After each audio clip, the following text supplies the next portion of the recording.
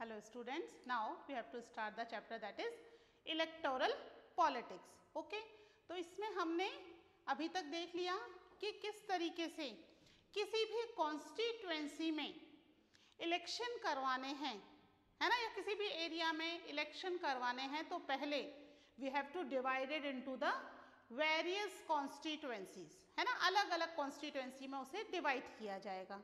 उसके बाद we have to prepare a list that who cast the vote, है ना, वोट कौन कास्ट करेगा, इसकी हम एक लिस्ट प्रिपेयर करेंगे कि कौन व्यक्ति वोट कास्ट करेगा, हु इज एलिजिबल, है ना. तो एक वोटर लिस्ट बनेगी, जो भी 18 ईयर्स एंड अबव होंगे वो इन लिस्ट में इंक्लूड हो जाएंगे, और जो लोग मूव कर गए हैं या किसी की डेथ हो गई है उन्हें इस लिस्ट में से डिलीट कर दिया जाएगा. ओके, तो ये हमारी वोटर लिस्ट तैयार हो गई. अब नेक्स्ट स्टेप इसमें क्या आएगा कि इलेक्शन में कौन खड़ा होगा, है ना, हम अपना वोट किसे कास्ट करेंगे. ठीक है, तो क्या आ गया, that is the nomination of candidates, है ना, किसी भी कैंडिडेट का नॉमिनेशन कि इलेक्शन में अब कौन व्यक्ति खड़ा होगा. It is an important thing, है ना, हम अपना वोट जिसे डालेंगे that become our representative.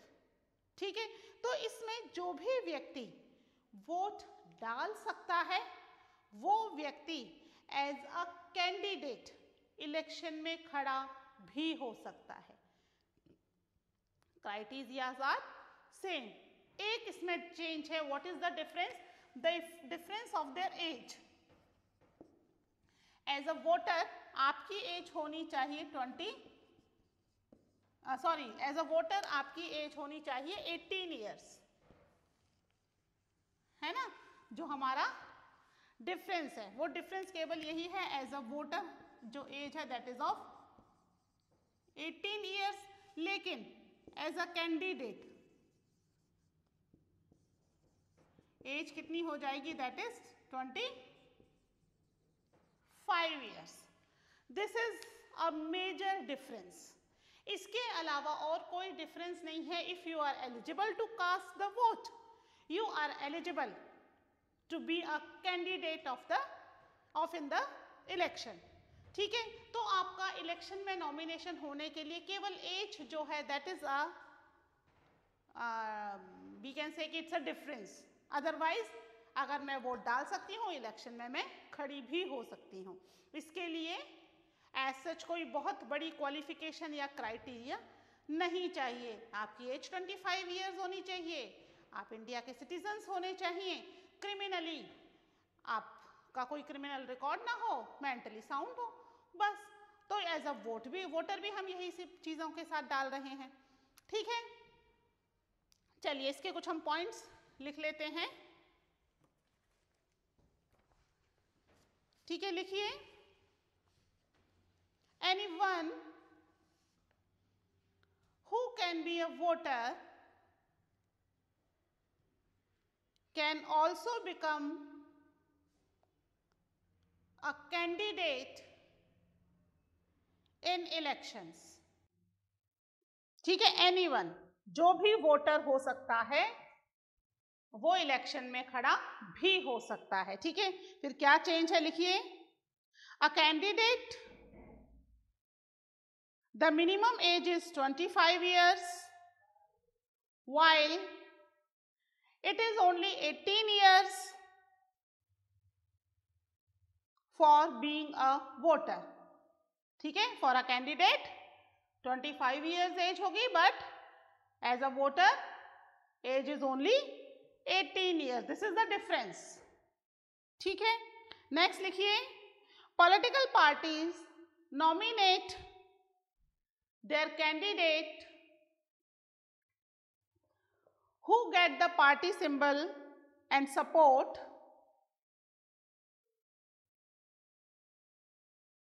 party's nomination is often called party ticket.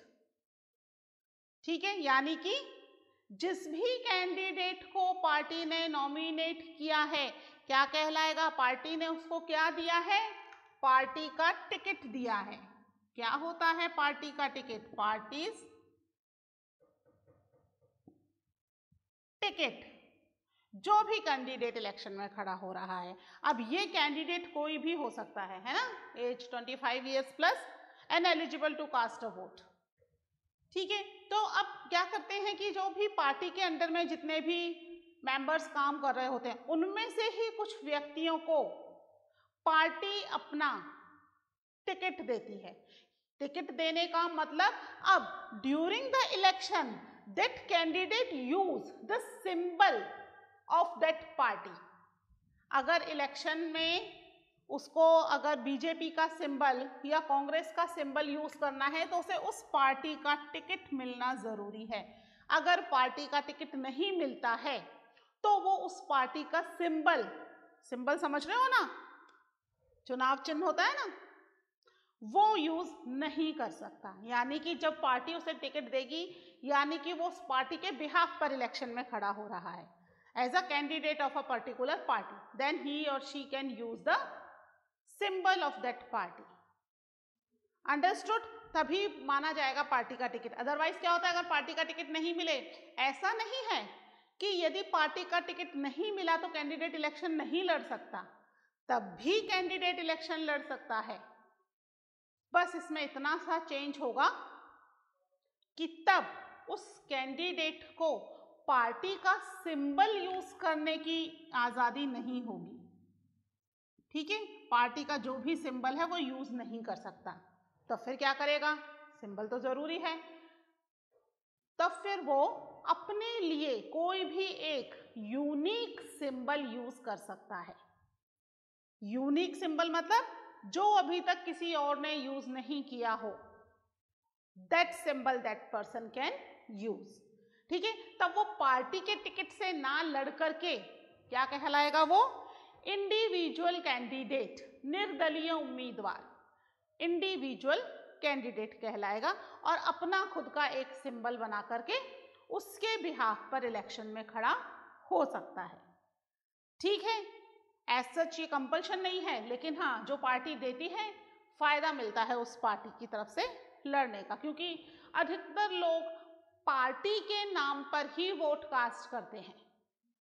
ठीक है, तो यहाँ पर पार्टी का टिकट मिल जाता है ऐसा माना जाता है। ठीक है, उसके बाद नेक्स्ट लिखिए, every person who wishes to contest an election has to fill a nomination form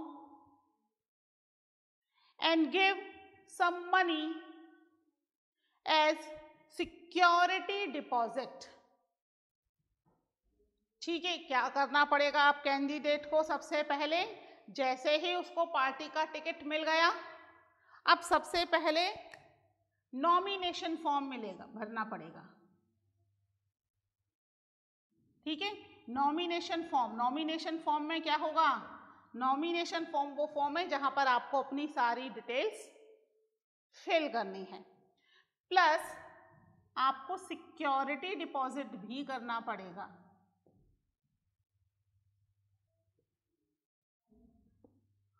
ठीक है, सिक्योरिटी डिपॉजिट क्या होता है? जब भी आप इलेक्शन में खड़े हो रहे हो तो एटलीस्ट कुछ परसेंट वोट तो आपको मिलने ही चाहिए। अगर वो नहीं मिलते हैं इसका मतलब आप इलेक्शन में आपको खड़ा नहीं होना चाहिए। भाई इलेक्शन में खड़े हैं तो कुछ परसेंट वोट अगर नहीं मिलते तो आप, ऐसे तो कोई भी व्यक्ति इलेक्शन में खड़ा हो जाएगा, तो आपको उम्मीद होनी चाहिए कि मुझे कम से कम इतने परसेंट वोट मिलेंगे। That criteria is decided by the election commission कि कितने परसेंट वोट पे, तो वो सिक्योरिटी मनी डिपॉजिट करवानी पड़ती है। ठीक है, अगर उतने परसेंट, अगर आप जीत गए हो तब तो वेल एंड गुड, आपकी सिक्योरिटी डिपॉजिट आपको वापस मिल जाएगा। अगर आप हार जाते हो इन केस, तो आपको कितने परसेंट वोट मिले? अगर एक रिस्पेक्टेबल वोट मिले हैं तो भी आपकी सिक्योरिटी डिपॉजिट आपको रिटर्न कर दी जाती है, लेकिन बहुत ही कम वोट मिलते हैं तब फिर वो सिक्योरिटी डिपॉजिट वापस नहीं मिलता है। क्योंकि आप अगर इलेक्शन में खड़े हो रहे हो तो इलेक्शन कमीशन को वो आपका सिंबल, अगर आप पार्टी की तरफ से खड़े हो रहे हो तब तो कोई दिक्कत नहीं, पार्टी का सिंबल है। लेकिन अगर आप पार्टी की तरफ से नहीं खड़े हो रहे हो तो पूरे बैलेट पेपर पर आपका नाम, पार्टी का सिंबल, सब कुछ प्रिंट करवाना पड़ेगा। ठीक है, तो फिर वो वेस्ट हो जाता है। अगर आपको एक रिस्पेक्टेबल वोटिंग भी नहीं मिल पा रहा है तो दैट इज कंपलसरी कि आपको कुछ परसेंट वोट मिले, तो इसके लिए आपको सिक्योरिटी डिपॉजिट करना पड़ता है। ठीक है, नॉमिनेशन फॉर्म जहां पर आपको अपनी पूरी इंफॉर्मेशन भरनी है प्लस सिक्योरिटी डिपॉजिट, ये करना पड़ेगा। ठीक है, नेक्स्ट लिखिए। अब गवर्नमेंट ने एक नया सिस्टम शुरू कर दिया है, एक लीगल डिक्लेरेशन का, है ना। जैसे बताया ना आपको कि अगर क्रिमिनल केस चल रहा है तो उसके बारे में भी लिखो, प्रॉपर्टी के बारे में भी लिखो, एजुकेशन के बारे में भी लिखो, तो एक लीगल डिक्लेरेशन करना पड़ता है। ठीक है, इसके बारे में लिख लिए। Now every candidate has to make legal declaration giving full details of करके डैश करके फर्स्ट पॉइंट लिखिए, क्या क्या फुल डिटेल देनी है। पहला पॉइंट लिखिए, serious criminal cases pending against the candidate. ठीक है, कोई भी सीरियस क्रिमिनल केस पेंडिंग है तो उसके बारे में। Serious criminal cases, civil cases से गवर्नमेंट को कोई लेना देना नहीं है, क्योंकि सिविल केसेस में पनिशमेंट नहीं मिलता, हार या जीत होती है। ठीक है, क्रिमिनल केसेस में पनिशमेंट मिलता है, जेल जाना पड़ सकता है। ओके, तो if you have any serious criminal case तो you have to give the information. Second लिखिए, detail of the asset and liabilities. Asset मतलब आपके पास कितनी प्रॉपर्टी है, लायबिलिटीज मतलब लोन लिया हुआ है, उधार लिया हुआ है, उस सब के बारे में भी बताना पड़ेगा। ठीक है, तो details of the assets and liabilities of the candidate and his और हर फैमिली, अपने खुद के बारे में और अपनी फैमिली के बारे में सारे एसेट्स एंड लायबिलिटीज बतानी पड़ेंगी। ठीक है, नेक्स्ट देखिए, third point, education qualification of the candidate. ठीक है, कि कैंडिडेट की एजुकेशन क्वालिफिकेशन क्या है। एज सच एजुकेशन क्वालिफिकेशन से कोई फर्क नहीं पड़ता, है ना। हमारे यहाँ पर इलेक्शन में खड़े होने के लिए कोई भी एजुकेशन क्वालिफिकेशन रिक्वायर नहीं है। चाहे आप इलिटरेट भी हो तो भी आप इलेक्शन में खड़े हो सकते हो, क्योंकि वोट डालने की क्वालिफिकेशन क्या है, 18 years plus and Indian citizen and sound mind. ठीक है, आप स्वस्थ हो, साउंड माइंड है। कहीं पर ये लिखा है कि आप पढ़े लिखे होने चाहिए हो, नहीं लिखा। यही एलिजिबिलिटी एज अ कैंडिडेट के लिए है। ठीक है, तो अगर आप एजुकेटेड हो तो भी कोई दिक्कत नहीं, अगर आप इलिटरेट हो तो भी कोई परेशानी नहीं, क्योंकि इलेक्शन में खड़े होने के लिए कोई भी क्वालिफिकेशन फिक्स नहीं की गई है। क्यों नहीं की गई? इतनी बड़ी पोस्ट, एमएलए बनेंगे, एमपी बनेंगे, पूरा देश चलाएंगे, है ना, फाइनेंस संभालेंगे, पूरा कंट्री संभालेंगे, दो they don't have any qualification. जबकि छोटी छोटी वैकेंसीज जो निकलती हैं गवर्नमेंट के लिए, उसके लिए बाकायदा एजुकेशनल क्वालिफिकेशन होती है, रिटन टेस्ट होते हैं, बहुत सारा इंटरव्यू और ये और वो जाने क्या क्या पास करना पड़ता है, तो वो गवर्नमेंट की छोटी मोटी पोस्ट जो है वो मिल पाती है। तो यहाँ पर इतनी बड़ी पोस्ट के लिए कोई भी क्वालिफिकेशन रिक्वायर नहीं है। क्यों, ऐसा क्यों है? एक्चुअली ऐसा इसलिए होता है कि कुछ चीज़ें ऐसी होती हैं जिनके लिए क्वालिफिकेशन की ज़रूरत नहीं होती है, जैसे कि एमपी और एमएलए बनने के लिए। इसके अलावा अगर आप क्रिकेटर बनना चाहते हो, है ना, क्रिकेटर आपको बनना है, क्रिकेटर बनने के लिए क्या आपकी एजुकेशन क्वालिफिकेशन होगी? कोई एजुकेशनल क्वालिफिकेशन होगी? कोई एजुकेशनल क्वालिफिकेशन नहीं होगी। क्या चाहिए उसके लिए? आपको क्रिकेट खेलना आना चाहिए, है ना, बैटिंग या बॉलिंग दोनों में से कुछ भी बहुत अच्छी होनी चाहिए आपकी, दैट इज योर क्वालिफिकेशन, है ना। तो इसी तरीके से एमएलए और एमपी बनने के लिए भी कोई एजुकेशनल क्वालिफिकेशन नहीं है। क्या आना चाहिए आपको? लोगों का ध्यान अपनी तरफ अट्रैक्ट करना आना चाहिए, लोगों की परेशानियों को सॉल्व करना आना चाहिए, ठीक है, लोगों की गैदरिंग को लीड करना आना चाहिए। यही क्वालिफिकेशन होगी टू बी अ एमएलए और एमपी। एजुकेशनल क्वालिफिकेशन की यहां जरूरत ही नहीं है, क्योंकि आपको क्या करना है? आपको लोगों के साथ डील करना है, तो आपको पीपल्स के साथ प्रॉपर डीलिंग आनी चाहिए, ना कि आप एमए बीएड या कुछ ऐसे आपके क्वालिफिकेशन होनी चाहिए, ठीक है। तो इसीलिए यहाँ पर एमएलए एमपी या इलेक्शंस में एज अ कैंडिडेट खड़े होने के लिए कोई भी एजुकेशनल क्वालिफिकेशन नहीं रखी गई है, ठीक है। और क्रिमिनल केसेस का आप बोलोगे कि फिर मैम क्रिमिनल केस है तो चल रहा है, तो फिर एज अ कैंडिडेट कैसे वो खड़ा हो सकता है? बिल्कुल आपका मानना सही है कि जब क्रिमिनल केस पेंडिंग है तो वो एज अ कैंडिडेट कैसे खड़ा हो पा रहा है। लेकिन क्रिमिनल केस चलने का मतलब ये नहीं है कि दैट पर्सन इज गिल्टी, है ना, कि उसने वो क्राइम किया ही हो। कई बार कई सारे केसेस फॉल्स भी होते हैं, ठीक है। May be he was guilty, he may be guilty और ही मे नॉट बी गिल्टी, हो भी सकता है, नहीं भी हो सकता है, बट जब तक केस प्रूव नहीं हो जाए तब तक कोई भी व्यक्ति गिल्टी नहीं माना जाता या क्रिमिनल नहीं माना जाता। तो केस पेंडिंग है, प्रूव नहीं हुआ है ना, जब तक प्रूव नहीं होगा दैट पर्सन इज इनोसेंट, उसे क्रिमिनल नहीं माना जाएगा। तो इसलिए वो उसकी डिटेल तो फिल करेगा और एक कॉमन पीपल की तरह इलेक्शन में एज अ कैंडिडेट खड़ा होने का राइट भी उसको है, जब तक वो केस प्रूव नहीं हो जाता।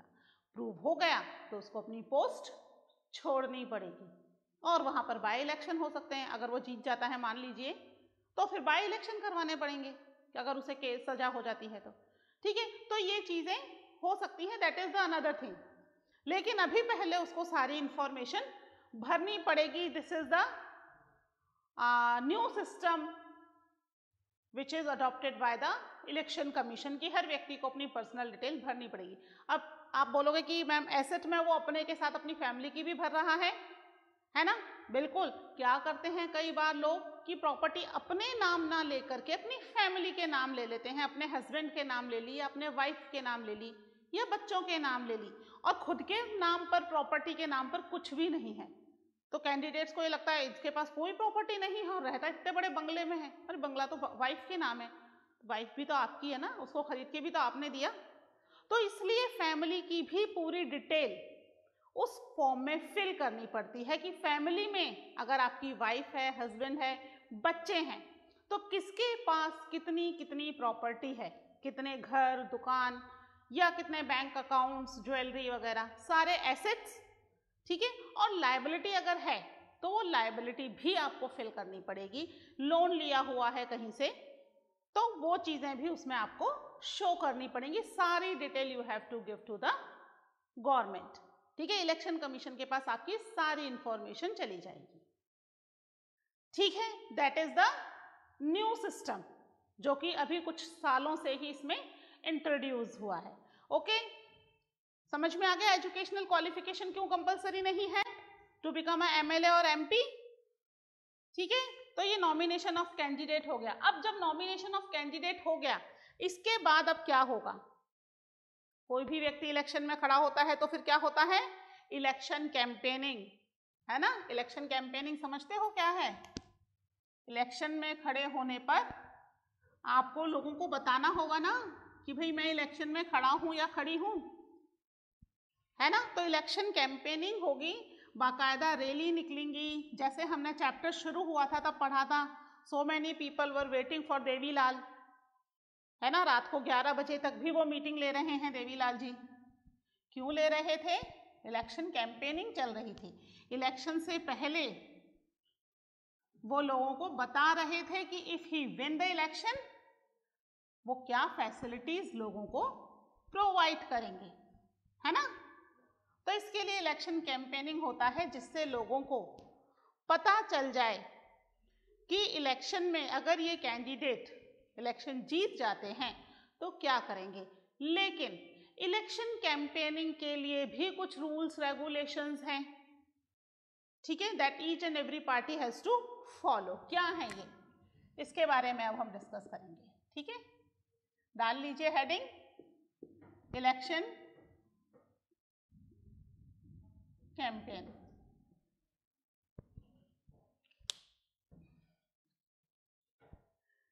ठीक है, तो इलेक्शन कैंपेनिंग कब शुरू होगी। इलेक्शन कैंपेनिंग इंडिया में हर कंट्री का अपना अलग अलग क्राइटेरिया होता है, ठीक है, we are talking about India. Election campaigning India में लगभग 2 वीक चलती है।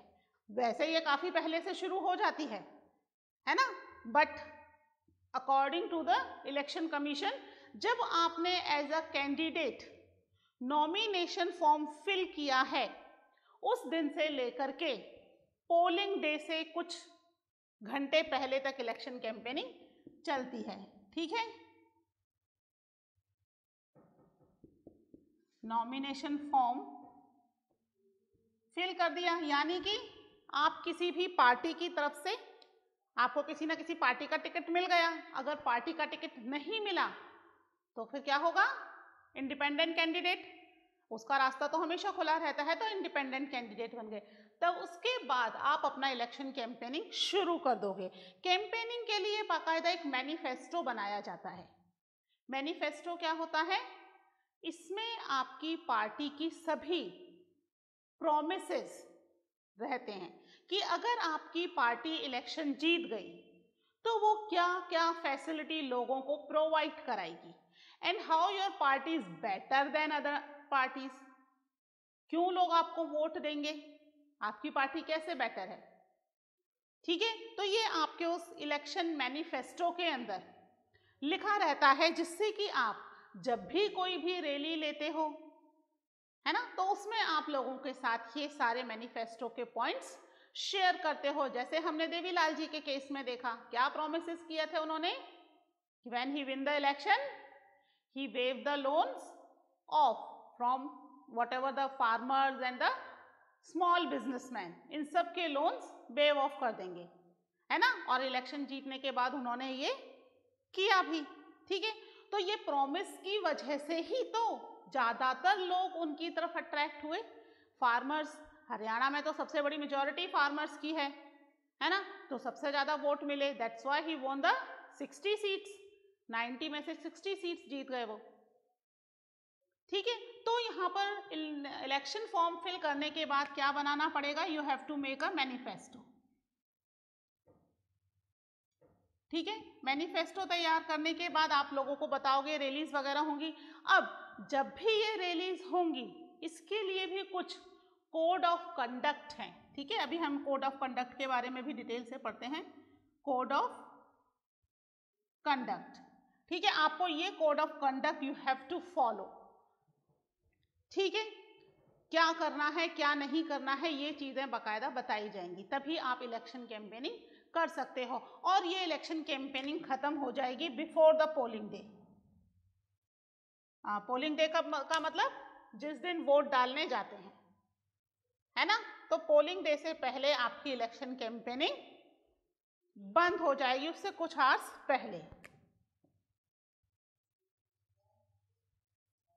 क्योंकि कुछ आवर्स पहले क्यों बंद हो जाएगी, लोगों को सोचने समझने का भी तो टाइम चाहिए ना, जिससे वो डिसाइड कर सकें कि विच पार्टी इज गुड और which party they have to cast their vote. अलग अलग पार्टीज इसके लिए कई सारे प्रोमिसेस भी करती हैं, है ना, जिस तरीके से इंदिरा गांधी जी की पार्टी ने किया था, रिमूव पॉवर्टी, है ना, गरीबी हटाओ, या फिर जनता दल ने किया था राइट्स के बारे में कि भाई आपके जितने भी राइट्स हैं उनको हम प्रोटेक्ट करेंगे, प्रोटेक्ट द फंडामेंटल राइट्स, ठीक है।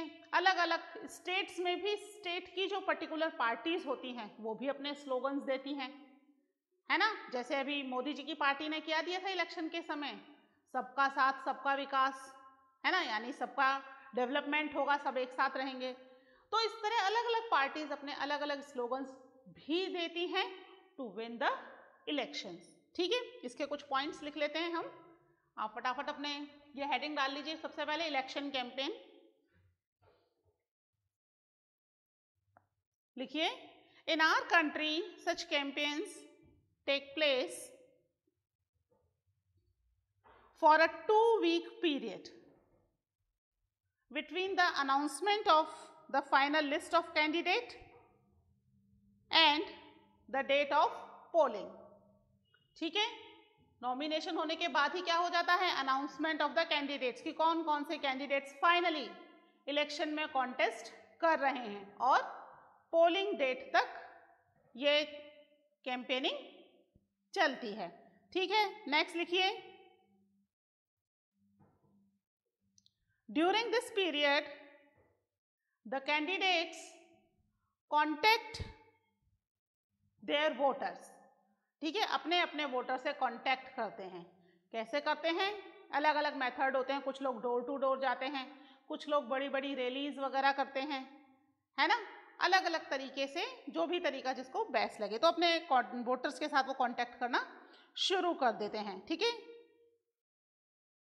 this is also the period, next point लिखिए, this is also the period when newspaper and television's news are full of election related stories and debates.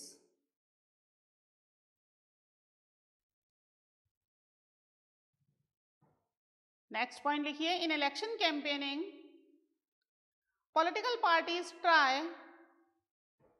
to focus public attention on some big issues. ठीक है, तभी तो क्या होगा, लोगों का ध्यान अट्रैक्ट होगा। जो सिंपल चीजें हैं जो लोग सब दे रहे हैं वही आप दोगे तो आपकी तरफ पब्लिक अट्रैक्ट क्यों होगी। कुछ बड़े इश्यूज, कुछ नए इश्यूज होने चाहिए, तभी you can attract the people. ठीक है, जैसे कि ये कुछ स्लोगन्स दे रखे हैं, लिखिए, let us look at some of the successful slogan given by different political parties. देखिए, फर्स्ट स्लोगन लिखिए, the Congress party led by Indira Gandhi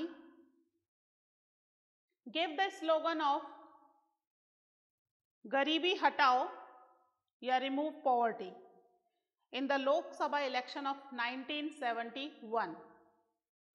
ठीक है, नेक्स्ट लिखिए, save democracy was the slogan given by Janata Dal in the Lok Sabha election held in 1977, है ना, यानी इंदिरा गांधी के बाद जो नेक्स्ट इलेक्शन हुए। नेक्स्ट लिखिए, द लेफ्ट फ्रंट, ये वेस्ट बंगाल की एक लोकल वो है पॉलिटिकल पार्टी। ठीक है, the left front use the slogan of land to the tiller in the West Bengal assembly election held in 1977।